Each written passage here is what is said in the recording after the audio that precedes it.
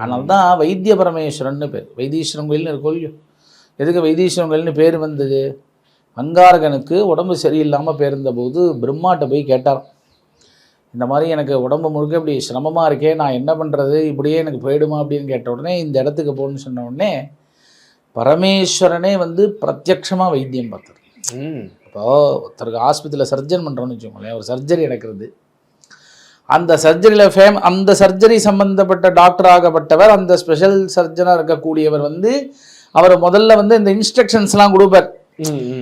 இந்த மருந்து கொடுக்கணும், இந்த மருந்து கொடுக்கணும், நீ இப்படிலாம் ஆப்ரேஷன் பண்ணுங்கிறத அவரை சொல்ல ஒரு கடைசியில் வந்து ஃபினிஷிங் கொடுப்பார் அவர். பார்த்துருக்கீங்களா? ஆமாம். அந்த மாதிரி இல்லாமல் பரமேஸ்வரனே மொத்தமாக உட்காந்து அங்காரகனுக்கு வைத்தியம் பார்த்தான். அப்பா, அதில் அம்பாளுடைய பேர் கவனிச்சேன்னு வச்சுக்கோங்க, தைலாம்பாள்னு பேர், தையல் நாயகின்னு பொதுவாக சொல்கிறோம். ஆமாம். ஏன் தைலாம்பாள்னு வந்தது?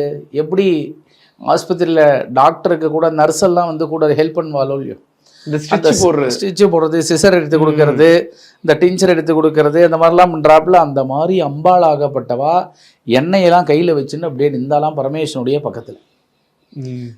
தைலங்கள்லாம் எண்ணெய்னு பேர், தைலங்கள்லாம் எடுத்து கொடுத்து எல்லாம் பண்ணனால தான் அம்பாளுக்கு தைலாம்பாள்னு பேர். அடேங்கப்பா. அதனால தான் அந்த ஊர்ல இன்னைக்கும் வெள்ளத்தை கரைச்சிட்டு வருது. ஒரு வெள்ளத்தை எப்படி நம்ம ஜலத்துல போட்டா அது கரையுமோ, அந்த மாதிரி நம்ம கிட்ட இருக்கக்கூடிய வியாதிகள்லாம் கரைஞ்சிரும் அப்படிங்கிறதுக்காக தான் அந்த வைத்திய பரமேஸ்வரன் சொல்லக்கூடிய தஞ்சாவூர் ஜில்லாவில் இருக்கக்கூடிய முக்காவாசி பேருக்கு பரமேஸ்வரன் வைத்திய பரமேஸ்வர சுவாமி தான் அவள் எல்லாருக்கும் குலதெய்வமாக இருப்பா.